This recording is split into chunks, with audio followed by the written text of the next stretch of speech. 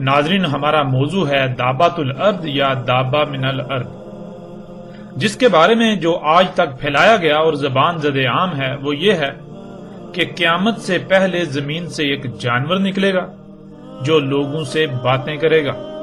زمین سے جانور کا نکلنا قیامت کی سب سے آخری اور بڑی علامات میں سے ایک ہے، اور یہ جانور سورج کے مغرب سے طلوع ہونے کے بعد نکلے گا۔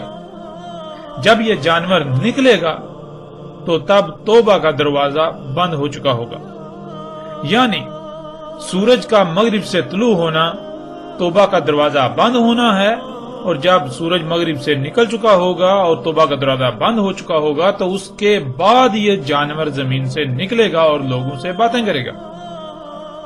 لیکن ناظرین، حقیقت کیا ہے؟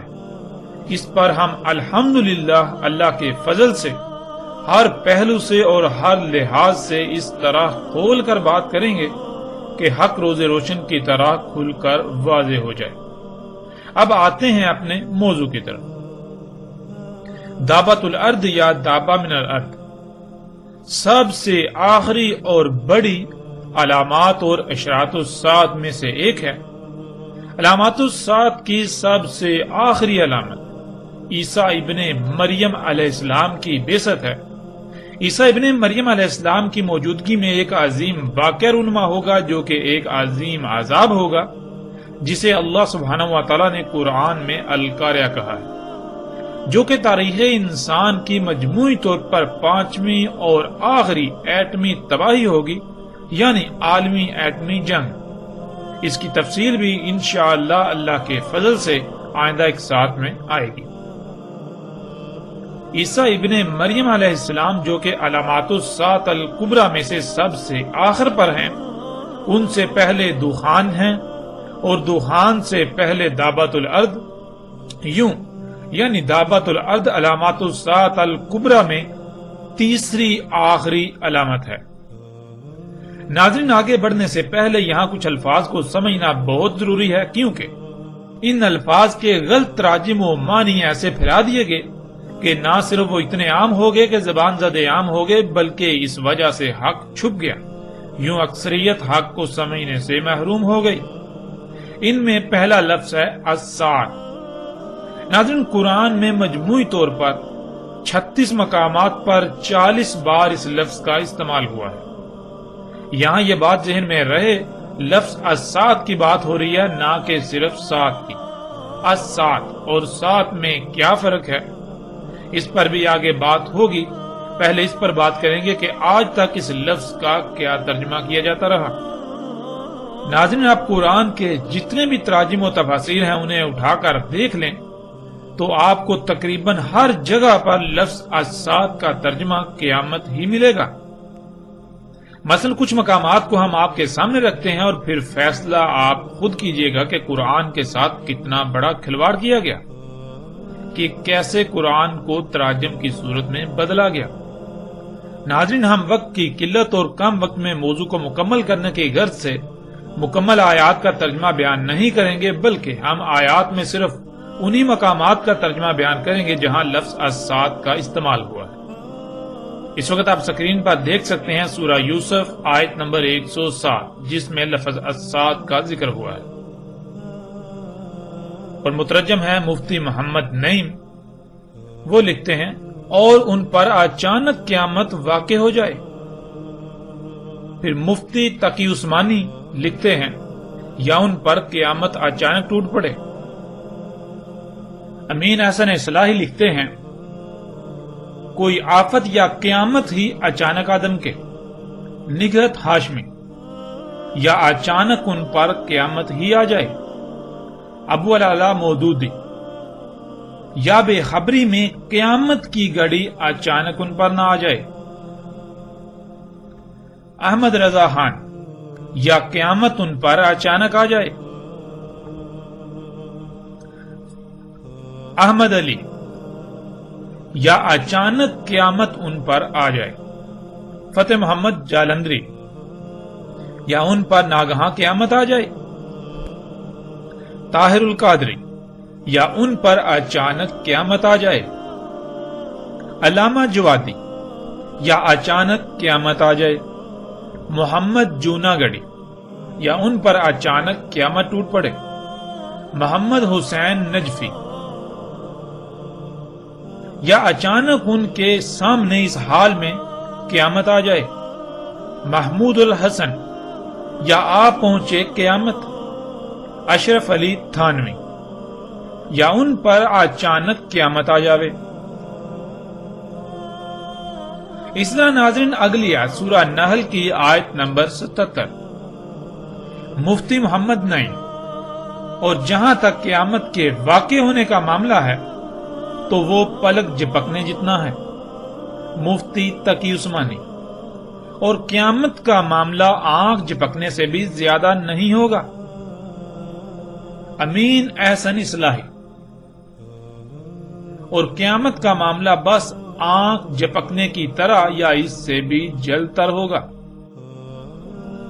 نگہت ہاشمی، اور قیامت کا معاملہ پلک جھپکنے جیسا ہے، ابو العلا مودودی، اور قیامت کے برپا ہونے کا معاملہ کچھ دیر نہ لے گا، احمد رضا خان، اور قیامت کا معاملہ نہیں مگر جیسے ایک پلک کا مارنا، احمد علی، اور قیامت کا معاملہ تو ایسا ہے جیسا آنکھ کا جھپکنا،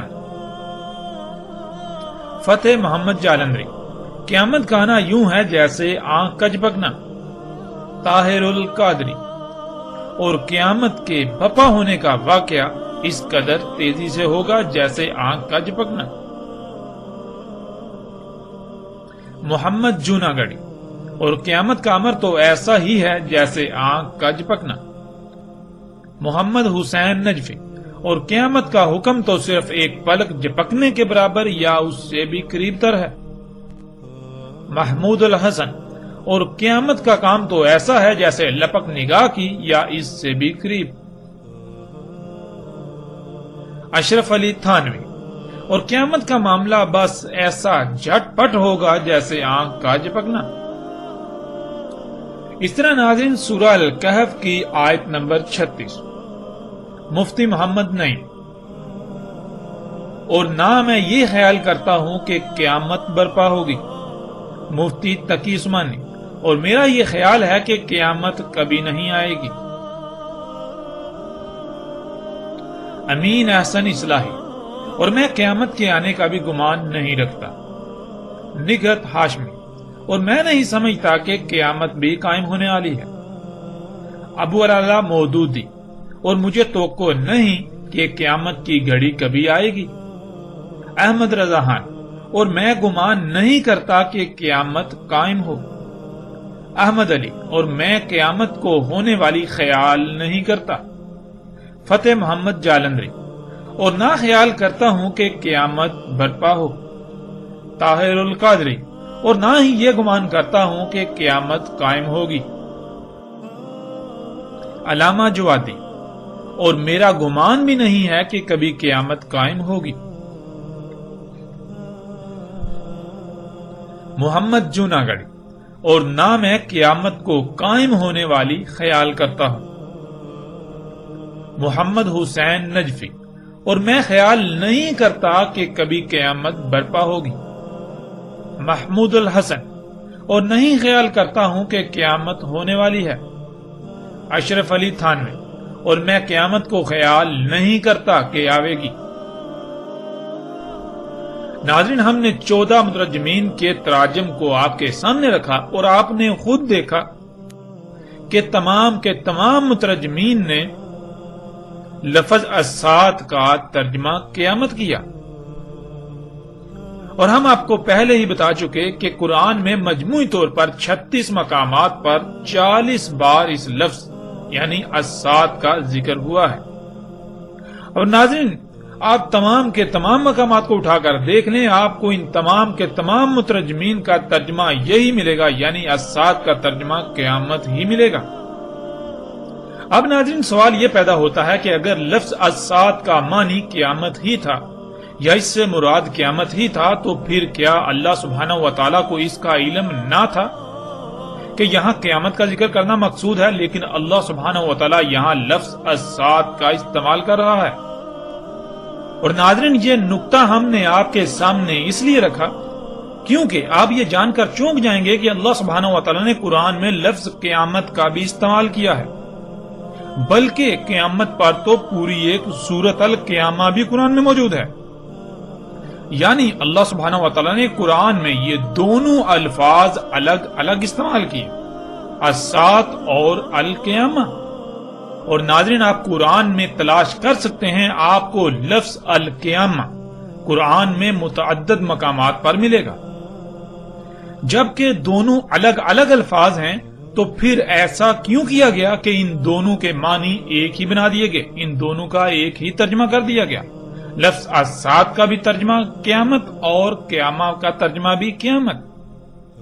ناظرین بہت سے لوگوں کے نزدیک یہ ایک معمولی غلطی ہو سکتی ہے، یا پھر وہ یہ بھی سوچ رہے ہوں گے کہ اس سے کیا فرق پڑتا ہے، یہ تو معمولی بات ہے، لیکن وہ یہ نہیں جانتے کہ جسے وہ معمولی سمجھ رہے ہیں وہ معمولی نہیں ہے بلکہ غیر معمولی حیثیت و اہمیت کی حامل ہے۔ اس کے نقصانات کیا ہیں ہم آپ پر واضح کیے دیتے ہیں۔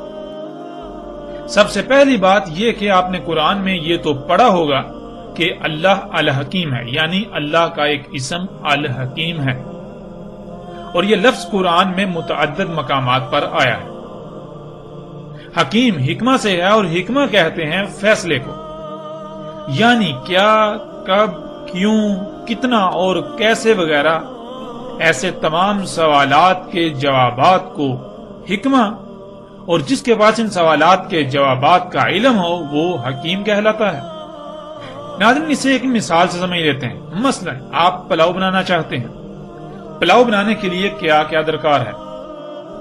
مثلا آگ، برتن، گھی، چاول، گوشت، پیاز، نمک، مرچ، مسالے اور پانی وغیرہ، یہ سب علم کہلاتا ہے۔ اور اب یہ فیصلہ کرنا کہ ان اشیاء کا کب، کیوں، کتنا اور کیسے استعمال کرنا ہے۔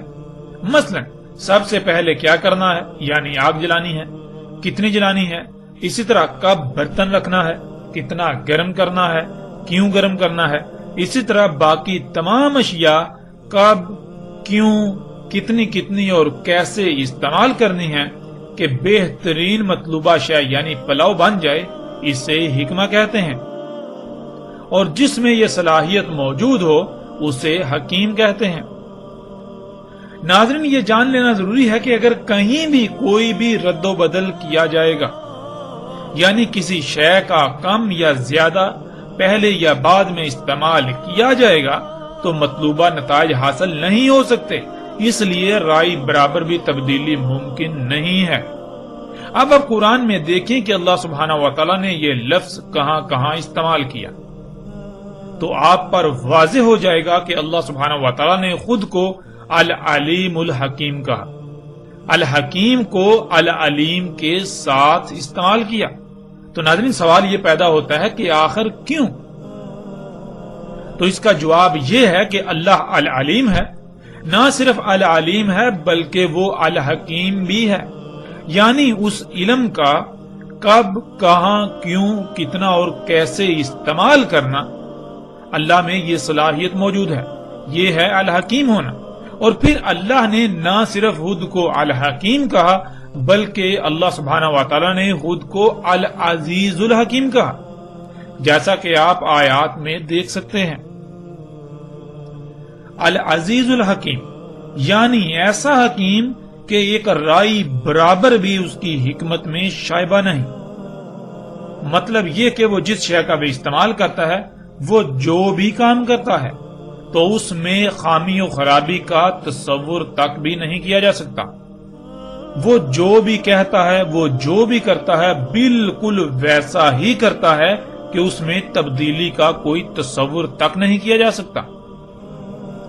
یعنی اگر اس نے کوئی لفظ استعمال کیا ہے اور اس کے برعکس قرآن میں بالکل اس سے ملتا جلتا لفظ استعمال ہوتا ہے لیکن ان دونوں میں ایک باریک سا فرق ہے، تو اس فرق کو ضرور مد نظر رکھا جائے گا، کیونکہ اگر اس فرق کو مد نظر نہ رکھا تو یہ اللہ کے الحکیم ہونے کا کفر ہوگا۔ اللہ سبحانہ و تعالیٰ نے وہ فرق اسی لیے رکھا کیونکہ وہاں وہ فرق رکھنا لازم تھا۔ یہ ہے اللہ کا الحکیم ہونا۔ اب اگر کوئی شخص قرآن میں ایسے فرق کو نظر انداز کرتا ہے تو وہ اللہ کے الحکیم ہونے کا انکار کرتا ہے۔ اللہ سبحانہ وتعالیٰ نے وہاں وہ فرق اسی لیے رکھا کیونکہ وہاں بالکل ویسا ہی لفظ آ سکتا تھا، وہاں بالکل ویسی ہی بات کرنا مقصود تھی، اس میں رائی برابر بھی تبدیلی نہیں کی جا سکتی۔ اب ناظرین، جب کہ آپ جان چکے ہیں کہ اللہ نہ صرف الحکیم ہے بلکہ العلیم الحکیم ہے، اور پھر نہ صرف العلیم الحکیم بلکہ العزیز العلیم الحکیم، جب اللہ الحکیم ہے، نہ صرف الحکیم بلکہ العزیز الحکیم، تو پھر یہ کیسے ممکن ہے کہ اس کا کام، اس کا کلام الحکیم نہ ہو؟ بلا شک و شبہ پھر اللہ سبحانہ و تعالیٰ کا ہر کام حکمت سے بھرپور ہے۔ قرآن اللہ کا کلام ہے تو پھر یہ بھی الحکیم ہے، جیسا کہ آپ قرآن میں ہی دیکھ سکتے ہیں۔ سکرین پر آپ کو آیت نظر آ رہی ہے، سورہ یاسین آیت نمبر 2، والقرآن الحکیم۔ تو ناظرین، اللہ سبحانہ و تعالیٰ نے اسی قرآن میں القرآن کو الحکیم کہا، یعنی القرآن میں جہاں جہاں جو جو الفاظ بیان کیے، جو جو آیات آئیں، جو جو حروف آئے، ان میں رائی برابر بھی تبدیلی نہیں کی جا سکتی۔ اللہ سبحانہ و تعالیٰ نے بالکل ویسے ہی الفاظ استعمال کیے جیسے الفاظ استعمال کرنا مقصود تھے۔ اگر کوئی ان کو نظر انداز کرتا ہے تو وہ نہ صرف اللہ کے الحکیم ہونے کا کفر کرتا ہے، انکار کرتا ہے، بلکہ وہ القرآن کے الحکیم ہونے کا بھی کفر کرتا ہے، انکار کرتا ہے۔ ناظرین، اب آپ خود غور کریں کہ جب اللہ العزیز الحکیم ہے تو پھر اس کا ہر کام بھی عزیز الحکیم ہے، اس کا کلام قرآن بھی عزیز الحکیم ہے، تو پھر یہ کیسے ہو سکتا ہے کہ اللہ لفظ الساعت کا استعمال کرے اور اللہ کے علاوہ دوسرے الساعت کو القیامہ بنا دیں؟ یہ کیسے ہو سکتا ہے؟ کیا قرآن الحکیم نہیں؟ کیا اللہ الحکیم نہیں؟ ناظرین، اگر قرآن میں قیامہ لفظ موجود نہ ہوتا تو کہا جا سکتا تھا کہ الساعت کا ترجمہ القیامہ ہی ہے، لیکن جب لفظ القیامہ بھی قرآن میں موجود ہے تو پھر ایسے لوگوں کو کس نے یہ اختیار دیا کہ وہ الساعت لفظ کو بدل دیں؟ ان کو یہ کس نے اختیار دیا کہ وہ قرآن کے الحکیم ہونے کا کفر کر دیں؟ ان کو کس نے یہ اختیار دیا کہ وہ اللہ کے الحکیم ہونے کا کفر کر دیں؟ اللہ سبحانہ و تعالی لفظ الساعت استعمال کر رہا ہے اور یہ اس لفظ کو القیامہ سے بدل رہے ہیں۔ آخر ان لوگوں کو یہ اختیار کس نے دیا؟ کیا یہ قرآن کے ساتھ کھلواڑ نہیں ہے؟ کیا یہ انتہائی غیر معمولی غیر ذمہ داری کا مظاہرہ نہیں ہے؟ ناظرین، کیا آپ جانتے ہیں ایسا کرنا انسان کا یہ عملاً اس بات کا اقرار ہوتا ہے، اس کا عملاً یہ دعویٰ ہوتا ہے کہ اللہ الحکیم نہیں، اس کا کلام قرآن الحکیم نہیں ہے۔ جن جن لوگوں نے ایسا کیا انہوں نے عملاً اس بات کا اقرار کیا، عملاً اس بات کا دعویٰ کیا کہ اللہ الحکیم نہیں ہے، اللہ کا کلام قرآن الحکیم نہیں ہے۔ تو ناظرین، یہ ہے پہلا بڑا نقصان اس غلطی کا۔ یہ نقصان کتنا شدید ہے یہ آپ اس وقت ہی جان سکیں گے جب آپ اس کی گہرائیوں میں جائیں گے، اس میں غور و فکر کریں گے۔ اور ناظرین، اس کا دوسرا اور انتہائی تباہ کن نقصان یہ ہے کہ قیامت اللہ سبحانہ و تعالیٰ لائے گا، یعنی قیامت اللہ سبحانہ و تعالیٰ لائے گا، لیکن الساعت انسانوں کے اپنے ہی ہاتھوں سے کیے ہوئے اعمال کا بیانک نتیجہ ہوگا جس سے وہ دوچار ہوں گے۔ جب الساعت کو قیامت قرار دیا جاتا ہے تو پھر ہر شخص کے ذہن میں یہی بات ہوتی ہے کہ قیامت تو اللہ خود لائے گا، اس میں انسانوں کا کوئی عمل دخل نہیں۔ لیکن ناظرین، حقیقت یہ ہے کہ ایسا کہنا اللہ سبحانہ و تعالیٰ پر بہتان عظیم ہے، ایسا بہتان کہ آپ تصور بھی نہیں کر سکتے کہ اللہ اس بہتان پر کتنا غضبناک ہوتا ہے، اور اس بہتان سے کائنات میں تباہ کن نقصانات کا دروازہ کھل جاتا ہے۔ ناظرین، اس سے پہلے کہ ہم آگے بڑھیں دعوت الارض کے موضوع پر بات کرنے کے لیے باقی الفاظ کی طرف، ہم یہ جان لیں کہ الساعت کیا ہے۔ ناظرین اس میں اصل لفظ سات ہے اور سات کے شروع میں الف لام کا اضافہ ہے۔ سات کسے کہتے ہیں اسے ایک مثال سے سمجھ لیتے ہیں۔ مثلا ناظرین آپ کی کوئی شے خراب ہوگی اور آپ اسے مستری کے پاس لے کر جاتے ہیں۔ آپ مستری کو کہتے ہیں کہ اسے ٹھیک کر دو، تو مستری کہتا ہے ٹھیک کر دوں گا لیکن اس کے لیے اتنی قیمت اور اتنا وقت درکار ہے، یعنی یہ فلاں وقت پر بالکل ٹھیک ہو جائے گی۔ آپ کہتے ہیں ٹھیک ہے، میں اس وقت اسے لینے آ جاؤں گا، نہ ہی اس سے پہلے اور نہ ہی اس سے تھوڑا لیٹ ہوں گا۔ تو ناظرین وہ وقت جو اس مستری نے واضح کیا اسے عربی میں سات کہتے ہیں۔ مثلا جیسے کہ کھانا کب تک بن جائے گا، آگے سے جواب آتا ہے جی کھانا فلاں وقت تک بن جائے گا، تو کھانا جس وقت تیار ہو جائے گا وہ وقت سات کہلائے گا۔ ایسے ہی آپ درجنوں مثالیں لے سکتے ہیں۔ جیسے کوئی شخص ایسا کام کر رہا ہو جس کا نتیجہ تباہ کن ہو، آپ اسے پہلے ہی اس انجام سے متنبہ کر دیں کہ دیکھو یہ نہ کرو ورنہ وہ وقت آ جائے گا کہ تمہیں شدید ترین تباہی یا نقصان سے دوچار ہونا پڑے گا۔ تو وہ وقت جب اس تباہی کا آنا ہے جس سے آپ نے متنبہ کیا وہ سات کہلائے گا۔ اب ناظرین آتے ہیں لفظ السات کی طرف۔ سات کا تو آپ جان چکے، اور جب بھی عربی میں کسی لفظ کے ساتھ اس کے شروع میں الف لام کا اضافہ کیا جاتا ہے تو وہ بالکل ایسے ہی ہوتا ہے جیسے انگلش میں کسی شے کے ساتھ دی یا دا لگایا جاتا ہے، یعنی کسی شے کو اسپیسیفائی کرنے کے لیے، مخصوص کرنے کے لیے۔ السات، سات کے ساتھ الف لام، یعنی کوئی مخصوص وقت ہے جس کا ذکر کیا جا رہا ہے، کوئی مخصوص گھڑی۔ اور وہ السات یعنی مخصوص وقت کیا ہے، اس کا اللہ سبحانہ و تعالیٰ نے قرآن میں جگہ جگہ تفصیل کے ساتھ ذکر کیا۔ اس پر تفصیل کے ساتھ آئندہ الگ موضوع کے تحت بات ہوگی، لیکن یہاں ہم مختصراً بیان کرتے ہوئے آگے بڑھیں گے۔ ناظرین اللہ سبحانہ و تعالیٰ نے قرآن میں یہ بالکل واضح کر دیا کہ اللہ نے زمین و آسمانوں میں میزان وضع کیا، میزان یعنی توازن قائم کیا۔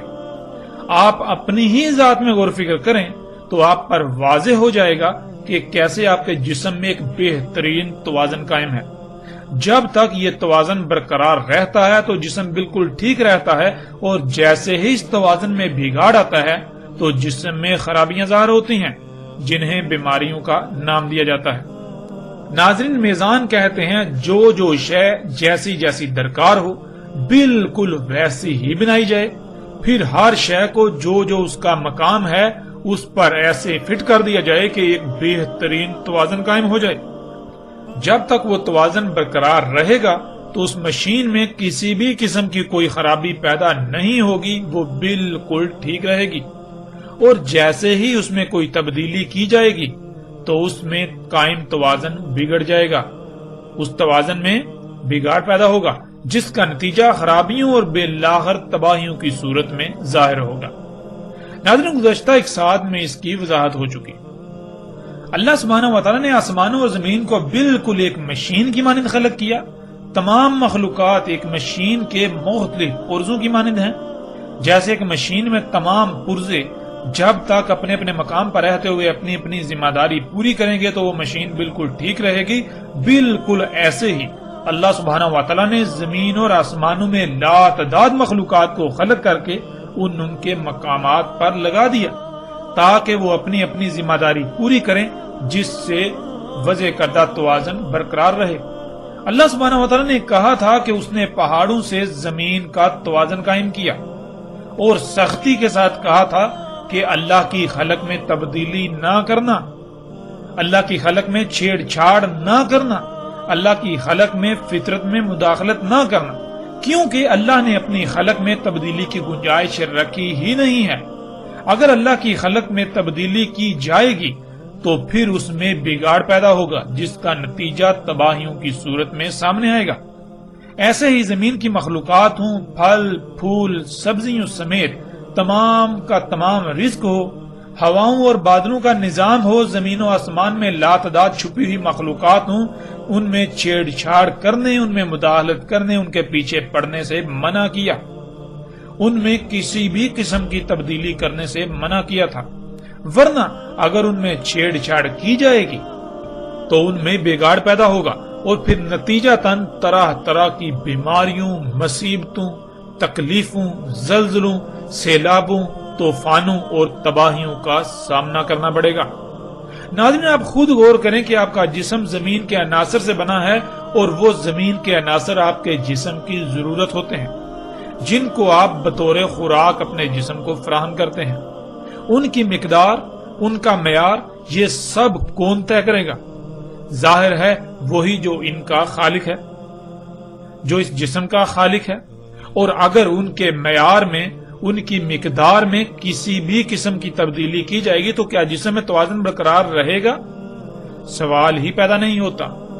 جسم میں قائم توازن بگڑ جائے گا۔ جب جسم میں موجود لا تعداد مخلوقات کو ان کی ضروریات کی مقدار کم یا زیادہ ہوگی، معیار برقرار نہیں رہے گا، تو پھر ظاہر ہے جسم میں وہ مخلوقات متاثر ہوں گی، جس سے جسم میں قائم توازن بگڑ جائے گا، جس کا اظہار بیماریوں کی صورت میں ہوگا۔ اب اگر ان بیماریوں یعنی جسم میں ہونے والی خرابیوں کو دور نہیں کیا جائے گا تو پھر ظاہر ہے ایک وقت ایسا آئے گا جب جسم موت کا شکار ہو جائے گا، یعنی آخری بڑی تباہی کا شکار ہوگا۔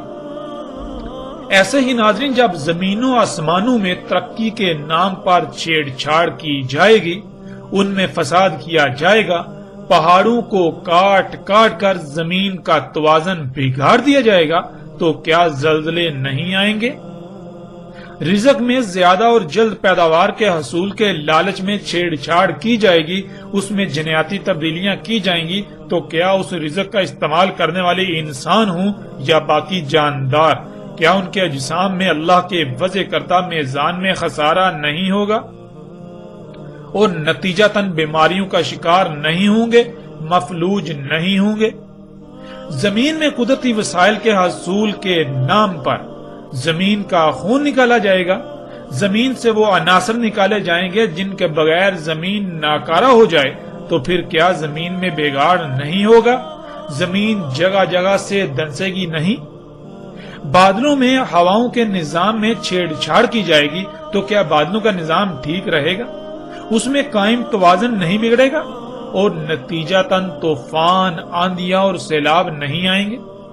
زمین پر ترقی کے نام پر طرح طرح کی گیسوں کا اخراج کیا جائے گا جس سے فضا زہر آلود ہو جائے گی، تو سانس اور جلد کی بیماریوں کے ساتھ ساتھ طرح طرح کی تباہیوں کا سامنا نہیں کرنا پڑے گا؟ کیا زمین پر درجہ حرارت بڑھنا شروع نہیں ہو جائے گا؟ کیا آسمان یعنی زمین کے گرد گیسوں کی 7 تہوں پر مشتمل تہ در تہ حساس ترین حصار متاثر نہیں ہوگا؟ وہ پھٹے گا نہیں؟ ناظرین، یہی سب اللہ سبحانہ و تعالیٰ نے کہا تھا کہ جب تم فطرت میں چھیڑ چھاڑ کرو گے، اللہ کی خلق میں تبدیلیاں کرو گے، تو ان نتائج کا سامنا کرنا پڑے گا۔ اور جیسے جب تک بیماری لا علاج نہیں ہوتی تب تک علاج ممکن ہوتا ہے، اس وقت تک علاج کر لیا جائے تو بیماری سے چھٹکارا مل جاتا ہے، ورنہ اگر وقت ہاتھ سے نکل جائے تو نہ صرف بیماری لا علاج ہو جاتی ہے بلکہ پھر آخری بڑے نتیجے کا سامنا کرنا پڑتا ہے جو جسم کو مکمل طور پر نکارہ بنا دیتا ہے، اور وہ موت ہے۔ بالکل اسی طرح ناظرین، آج آپ اپنی آنکھوں سے دیکھ رہے ہیں انسانوں کے اپنے ہی ہاتھوں سے کیے جانے والے مفسد اعمال، جنہیں وہ ترقی کا نام دیتے ہیں، ان کی وجہ سے دنیا میں طرح طرح کی بیماریاں، مصیبتیں، تکالیف، جنگ و جدل، سیلاب، طوفان، آندھیاں، زلزلے، زمین کا جگہ جگہ سے دھنسنا، زمین اور پہاڑوں کا ٹل جانا وغیرہ، کیا یہ سب رک جائے گا؟ نہیں، یہ اب لا علاج ہو چکا۔ اب یہ سب دن بدن بڑھتا ہی چلا جائے گا، یہاں تک کہ عنقریب ایسا زلزلہ آئے گا جو کہ انسانوں پر آخری عظیم ترین تباہی مسلط ہوگی، جس میں ایک بھی انسان نہیں بچے گا۔ اس تباہی کے مسلط ہونے کے وقت کو اللہ سبحانہ و تعالیٰ نے قرآن میں الساعۃ کہا۔ اب ناظرین، آپ خود غور کریں کہ کیا الساعۃ قیامت ہے؟ کیا الساعۃ اللہ لائے گا یا پھر انسانوں کے اپنے ہی مفسد اعمال جن کو وہ ترقی کا نام دے رہا ہے، انہی اعمال کا بھیانک نتیجہ ہوگا؟ اور ناظرین، قیامت کیا ہے؟ اس کو بھی یہاں مختصراً جان لیں، باقی تفصیل کے ساتھ آئندہ ایک ساتھ میں قیامت کے موضوع کے تحت بات ہوگی۔ ناظرین، قرآن میں 70 مقامات پر لفظ القیامہ کا استعمال ہوا ہے، اور تمام مقامات پر آپ پر یہ بات واضح ہو جائے گی کہ قیامت کیا ہے۔ قیامت الساعۃ کے بعد یعنی عظیم زلزلے میں تمام کے تمام انسانوں کے خاتمے کے بعد، جب زمین انسانوں کے اپنے ہی ہاتھوں سے کیے ہوئے مفسد اعمال کے رد عمل کی وجہ سے انتہائی بھیانک صورت اختیار کر چکی ہوگی، انسانوں کے اعمال کے رد عمل جب آنا تھم جائیں گے، تب تمام انسانوں کو دوبارہ زندہ کیا جائے گا اور ان سے ان کے اعمال کی پرسش ہوگی اور بدلے کا سامنا کرنا ہوگا۔ اس سے القیامہ یعنی قیامت کہا گیا۔ اب ناظرین، آپ خود غور و فکر کریں اور فیصلہ کریں، الساعۃ اور القیامہ میں کتنا فرق ہے، اور الساعۃ کا ذمہ دار کون ہوگا؟ کس کی وجہ سے الساعۃ آئے گی؟ کیا اللہ الساعۃ کا ذمہ دار ہوگا یا انسان خود اس کا ذمہ دار ہوگا؟ کیا الساعۃ اللہ کی چاہت ہوگی؟ اور القیامہ کیا ہے؟ القیامہ دوبارہ اٹھائے جانے سے لے کر رائی برابر اعمال کا بدلہ دیا جائے گا۔ ناظرین، اب سوال یہ پیدا ہوتا ہے کہ کیا انسان ایسا چاہے گا یا پھر القیامہ اللہ کی چاہت ہوگی؟ فیصلہ بالکل آسان ہے، حق آپ کے سامنے ہے۔ اب آپ خود اس بات کا اندازہ لگا سکتے ہیں کہ لفظ الساعۃ کا ترجمہ جب قیامت کیا گیا تو اس کے کتنے عظیم نقصانات ہیں، اور کیا اللہ سبحانہ و تعالیٰ اس کی اجازت دیتا ہے؟ اور پھر جن لوگوں نے آج تک ایسے تراجم کیے، کیا آپ ان سے یہ سوال نہیں کریں گے؟ کیا ان لوگوں کا اتنا عظیم دجل چاک ہونے کے باوجود بھی آپ ان کو اپنا الہ بنائے رہیں گے؟ اس دجل کے چاک ہونے کے باوجود وہ آپ کو فرشتے نظر آئیں گے؟ وہ آپ کو علماء نظر آئیں گے؟ ناظرین، جان لیں، اگر اس کے باوجود آپ حق سے اعراض کرتے ہیں اور ایسے لوگوں کے ہی پیچھے چلتے رہیں گے تو عنقریب ایسے انجام سے دوچار ہوں گے کہ اس وقت آپ چاہیں گے کہ کاش ہمیں ایک موقع مل جائے، لیکن تب سوائے پچھتاوے کے کچھ نہیں رہے گا۔ اس لیے اس وقت فیصلہ آپ کے ہاتھ میں ہے، آپ کے پاس وقت ہے، آپ وہ فیصلہ کریں جس میں آپ کے لیے دنیا اور آخرت میں فلاح ہو، فائدہ ہو، پچھتاوے کا سامنا نہ کرنا پڑے۔ ناظرین، لفظ الساعۃ کو آپ الحمدللہ جان چکے، اب آتے ہیں ان الفاظ کی طرف، اشراط اور علامات۔ جیسے آپ نے عموماً سنا ہوگا اشراط الساعۃ اور ایسے ہی علامات الساعۃ، اور دونوں کا ترجمہ قیامت کی علامات یا قیامت کی نشانیاں کر دیا جاتا ہے۔ لفظ اشراط یہ جمع کا صیغہ ہے اور اس کا واحد شرط ہے۔ ناظرین، شرط کسے کہتے ہیں اسے ایک مثال سے سمجھ لیتے ہیں۔ مثلا پیاس بجھانے کے لیے پانی کا ہونا ضروری ہے، پانی کے بغیر پیاس کا بجھانا ناممکن ہے۔ یعنی شرط کسی بھی عمل یا شے کے پیچھے موجود ایسے عوامل یا مراحل کو کہتے ہیں جس کے بغیر عمل کا وجود ناممکن ہو۔ جیسے دو اس وقت تک نہیں آ سکتا جب تک کہ ایک نہیں آ جاتا، اب ایک نہ صرف دو کے پیچھے اس کے وجود یا عدم کی وجہ ہے، بلکہ جب تک ایک نہیں آ جاتا تب تک دو نہیں آ سکتا۔ بالکل ایسے ہی ناظرین، اشراط الساعۃ کہتے ہیں ان امور کو، یعنی ان کاموں کو، ان عوامل کو، ان اعمال کو، ان مراحل کو جن کے بغیر الساعۃ کا آنا ناممکن ہے، کیونکہ نہ صرف وہ الساعۃ سے پہلے ہونا لازم ہے بلکہ انہی کی وجہ سے الساعۃ کا وجود ممکن ہے، یعنی ان کی وجہ سے الساعۃ آئے گی، وہ عظیم زلزلہ آئے گا۔ اب ناظرین، آپ کے لیے بالکل آسان ہو چکا اشراط الساعۃ کو جاننا۔ آپ خود غور کریں کہ وہ کون سے امور ہیں، وہ کون سے عوامل ہیں، وہ کون سے مراحل ہیں جن کی وجہ سے الساعۃ آئے گی، یعنی عظیم زلزلے کی صورت میں ایسی تباہی کہ کوئی ایک بھی انسان اس سے نہیں بچ سکے گا۔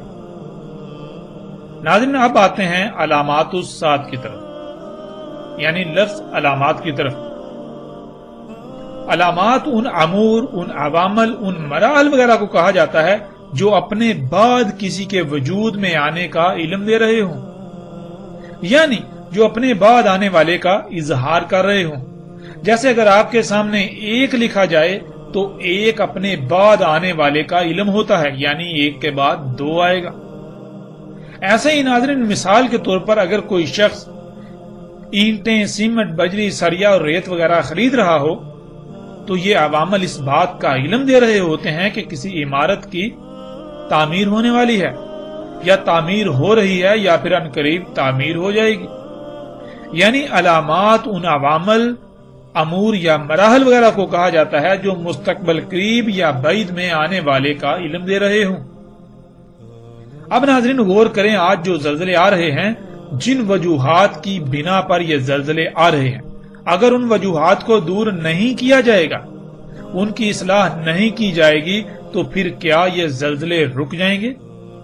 یا پھر یہ قانون فطرت ہے کہ خرابی کو دور نہ کیا جائے تو وہ دن بدن بڑھتی ہی چلی جائے گی، یہاں تک کہ وہ اپنے انجام کو نہ پہنچ جائے۔ جب قانون فطرت یہ ہے تو پھر یہ زلزلے دن بدن بڑھتے ہی چلے جائیں گے۔ آج ان زلزلوں میں درجنوں، سینکڑوں، ہزاروں اور لاکھوں لوگ مر رہے ہیں، تو جیسے جیسے یہ زلزلے بڑھتے چلے جائیں گے تو اموات بھی بڑھتی چلے جائیں گی، یہاں تک کہ بڑھتے بڑھتے اتنا بڑا زلزلہ آئے گا کہ کوئی ایک انسان بھی اس زلزلے میں سے نہیں بچ پائے گا، جسے اسات کہا گیا۔ تو ناظرین غور کریں، کیا یہ زلزلے علام نہیں ہے اسات کا؟ یعنی یہ زلزلے عن قریب ایک عظیم زلزلے کا علم ظاہر نہیں کر رہے؟ بالکل کر رہے ہیں، اس وجہ سے انہیں علامات الساعت کہا گیا۔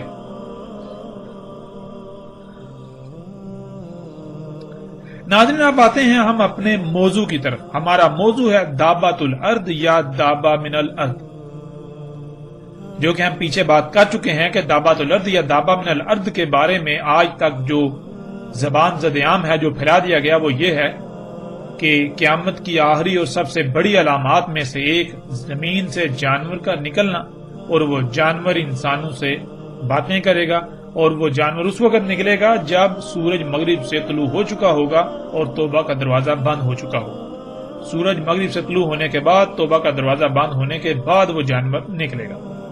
اب حقیقت کیا ہے، ہم آتے ہیں اس طرف۔ ناظرین دابۃ الارض کے معنی ہے ارض کا دابہ، اور دابہ من الارض کے معنی ہے ارض سے دابہ، یعنی وہ دابہ جو ارض سے بنے گا، ارض سے وجود میں آئے گا۔ ناظرین پیچھے یہ بتایا گیا ہے کہ دابۃ الارض بڑی اور آخری علامات و شرائط میں سے آخری تیسری نہ صرف علامت ہے بلکہ شرط ہے، یعنی اسات جن وجوہات کی بنا پر آئے گی ان میں سے ایک بڑی وجہ وہ دابہ ہوگا جو ارض سے بنے گا، اور جب وہ دابہ ظاہر ہوگا تو وہ اس بات کا علم ہوگا کہ اب اسات بالکل سر پر آ چکی ہے۔ یہ بات پھر سے جان لیں اور اسے اپنے ذہن میں بٹھا لیں کہ دابۃ الارض اشراط الساعت میں سے ہے، یعنی ان عوامل، ان امور، ان مراحل میں سے ایک ہے جن کی وجہ سے الساعت آئے گی۔ اگر آپ نے اس نقطے کو جان لیا تو نہ صرف آپ دابۃ الارض کو بآسانی سمجھ سکیں گے، بلکہ مزید ایسے ایسے حقائق آپ پر کھل جائیں گے جن کا اس سے پہلے آپ کے لیے تصور کرنا بھی محال تھا۔ سب سے پہلے ہم ان الفاظ کو جان لیتے ہیں، لفظ دابہ اور ارض۔ ناظرین دابہ یا الدابہ یہ لفظ بنا ہے داب سے، اور داب عربی میں کہتے ہیں مرحلہ با مرحلہ آگے بڑھنے کو، سفر طے کرنے کو، حرکت کرنے کو۔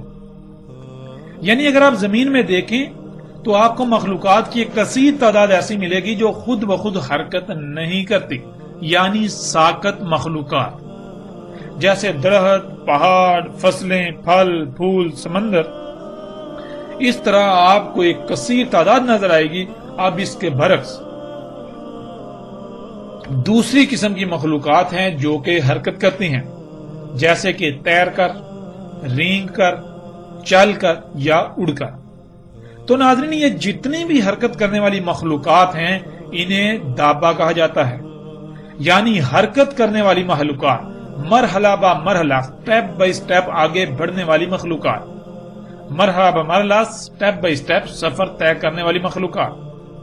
اب آپ جس زاویے سے بھی غور کریں گے تو آپ کو ان میں یہی بات نظر آئے گی، نہ صرف یہ سٹیپ بائی سٹیپ یعنی مرحلہ با مرحلہ سفر کرتی ہیں، حرکت کرتی ہیں، بلکہ یہ بالکل اسی طرح مرحلہ با مرحلہ وجود میں آئیں۔ جب زمین مکمل ہوئی تو سب سے آخر میں خلا سے جمے ہوئے پانی کے شہابیوں کی بارش ہوئی، ان شہابیوں کے زمین پر آ کر پگھلنے کی وجہ سے پانی وجود میں آیا۔ اس سے پہلے زمین پر خلا سے 3 مراحل میں ایسا مواد آ چکا تھا اور وہ کیمیائی عوامل سے گزر کر اپنے اپنے مقام پر پہنچ چکا تھا، جس کا تعلق زمین پر حیات سے تھا، زمین پر زندگی سے تھا یا زندگی سے ہے۔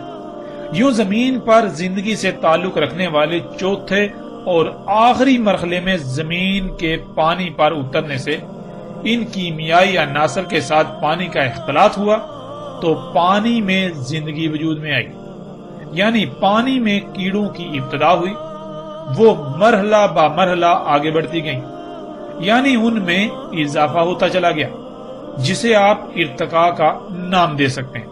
یعنی لفظ داب کو جو آسان ترین معنی دیا جا سکتا ہے وہ ہے ارتقاء، اسی سے ہے دابا، یعنی سٹیپ بائی سٹیپ مرحلہ با مرحلہ آگے بڑھنا۔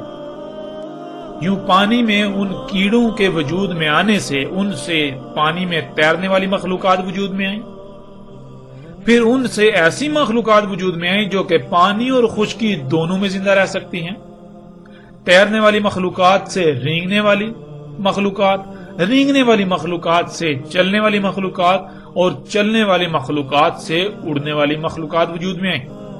اس طرح یہ تمام حرکت کرنے والی مخلوقات نہ صرف مرحلہ با مرحلہ حرکت کرتے کرتے آگے بڑھتی ہیں، بلکہ یہ اسی طرح مرحلہ با مرحلہ حرکت کرتے کرتے وجود میں آئیں۔ ناظرین، اس طرح یہ تمام کی تمام حرکت کرنے والی مخلوقات نہ صرف مرحلہ با مرحلہ سٹیپ بائی سٹیپ حرکت کرتی ہیں، آگے بڑھتی ہیں، سفر کرتی ہیں، بلکہ یہ اسی طرح مرحلہ با مرحلہ حرکت کرتے کرتے وجود میں آئیں۔ اسی طرح ناظرین، ہم دیکھتے ہیں کہ اللہ سبحانہ و تعالیٰ نے قرآن میں دابا کے بارے میں کیا رہنمائی کی۔ اللہ سبحانہ و تعالیٰ نے قرآن میں دابا کسے کہا؟ ناظرین، قرآن میں 14 مقامات پر لفظ دابا کا استعمال ہوا اور اس کی جمع کا صیغہ دواب 4 مقامات پر استعمال ہوا۔ اس کے علاوہ جس سے یہ لفظ بنا یعنی دال، اس کا استعمال بھی 4 مقامات پر ہوا۔ یوں ناظرین، داب، دابا اور دواب کی صورت میں مجموعی طور پر پورے قرآن میں 22 مقامات پر اس لفظ کا استعمال ہوا۔ ناظرین، ان 22 مقامات کو اگر سامنے رکھا جائے تو بالکل کھل کر واضح ہو جائے گا کہ دابا کے معنی کیا ہیں۔ بذات خود بشر انسان کو بھی قرآن میں دابا کہا گیا، کیونکہ بشر بھی حرکت کرنے والی مخلوقات میں سے ایک ہے۔ ناظرین، لفظ دابا کو سمجھنے کی غرض سے اور موضوع کی طوالت سے بچنے کے لیے ہم چند آیات پر بات کریں گے، باقی تمام آیات پر اِنَّا عَلَيْنَا بِيَانَهُ کے تحت قرآن پر آنے والی ایک ساتھ میں اس موضوع پر مکمل تفصیل کے ساتھ بات کریں گے۔